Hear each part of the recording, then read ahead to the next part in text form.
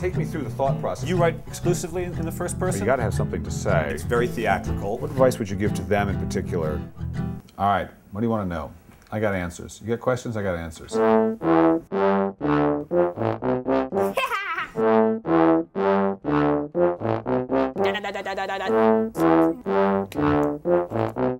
Lip up. Oh, What kind of cockamamie question is that? hey, that would make a pretty good novel. Hi, I'm Bill Kenower, Editor-in-Chief of Author Magazine, an online magazine for writers and readers with video interviews of best-selling and award-winning authors, articles about the writing life, book reviews of all the current hot and perhaps not so hot books on the market. Hello, my name is Max Kenower, and I am writing a novel called Void. All of life is just choice. And writers, you see, are having to make choices all the time, artists and writers in particular. I wanted a forum that could not only show people talking about that process, people who have managed to bring something to print, but could offer encouragement along the way in forms of essays and so on to those who are trying to do it. Void was kind of a compilation of a bunch of different things. I play a lot of video games, and I read a lot of fantasy novels. I'm surrounded by so much fantasy stuff, I come up with a lot of fantasy stuff. And a lot of those ideas, I've never had anything to transfer them into. So I thought, why not write a novel?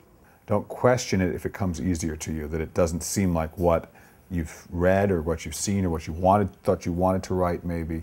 If it comes easy to you, that's what you probably should be writing. That's probably what makes you happiest, and so go with that. My main character, her name is Rain Nardrix.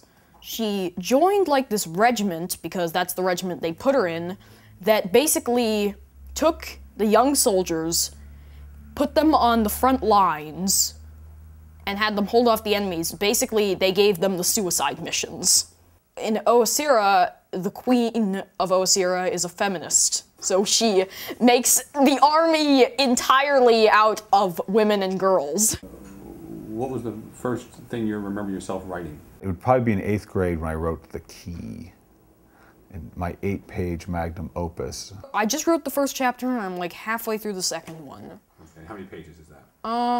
8 pages. So I like to make stuff up. I don't want to know where things are supposed to be or how people are supposed to dress. They'll dress and wear and behave any old way I want them to, which is all I ever wanted. I research and all that, forget it. I want to just make stuff up, and if there needs to be a castle there, there's now a castle there. Unlike video games where you just show images, novels you have to kind of intricately describe every image.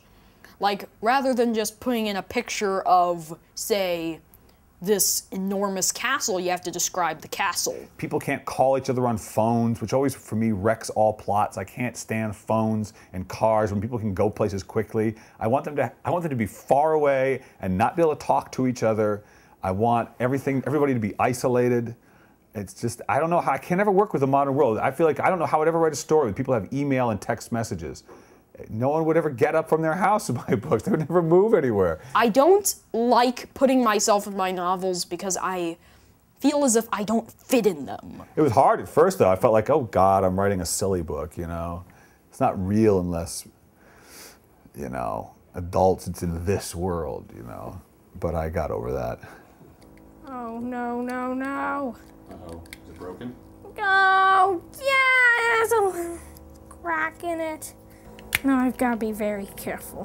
What do you do? How do you become a writer? No one's really a writer. Are they like gods? They're all 10 feet. It's a weird thing you have. That's why it was good to see them all shrunk down to normal size and making mistakes and picking their nose and everything, you know. Pull this all the way back and it connects into it.